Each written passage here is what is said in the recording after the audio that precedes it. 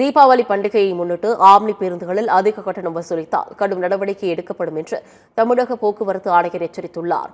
தீபாவளி பண்டிகையை முன்னிட்டு ஆம்னி பேருந்துகளில் அதிக கட்டணம் வசூலிப்பதாக புகார்கள் எழுந்ததைத் தொடர்ந்து தமிழக போக்குவரத்து ஆணையர் தலைமையில் ஆம்னி பேருந்து உரிமையாளர்கள் சங்கத்தினருடன் சென்னை கிண்டியில் ஆலோசனைக் கூட்டம் நடைபெற்றது. அப்போது பேசிய தமிழ்நாடு போக்குவரத்து ஆணையர், ஆம்னி பேருந்துகளில் அதிக கட்டணம் வசூலித்தால் கடும் நடவடிக்கை எடுக்கப்படும் என்றும் பேருந்துகள் சிறைபிடிக்கப்படும் எனவும் எச்சரித்துள்ளார்.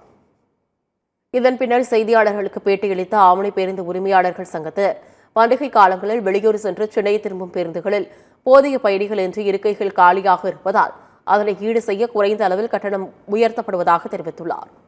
வழக்கமான நாள்ல இங்கேருந்து நாங்க போனாக்கா ரிட்டர்ன் வர்றப்ப நாங்க பயணிகளை ஏற்றிட்டு வருவோம். இப்ப வர்றப்ப பயணிகள் ஏற மாட்டாங்க. அங்கேருந்து வரப்ப முழு எம்டியா தான் வரும். அதனுடைய சார்ஜஸ் தான் இதை பண்றோம், வேற எதுவும் இல்லை. காரணம் என்ன, இயல்பா இங்க இருந்து தான் ஒரு தீபாவளிங்கிறப்ப இங்க இருந்து தான் சிட்டில இருந்து எல்லாருமே இங்க இருந்து மூவ் பண்றாங்க. அங்கேருந்து வர்றது கிடையாது. ஆக்சுவலா அதனாலதான் அந்த ஃபேர் நாங்க போடுறோம்.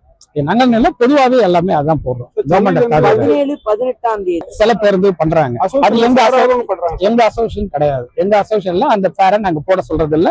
அப்படி போட்டாக்கா அந்த பேருந்து உரிமையாளர்கிட்ட அவங்க அரசு தகுந்த நடவடிக்கை எடுத்தா அதை நாங்க தலையிடலாம்.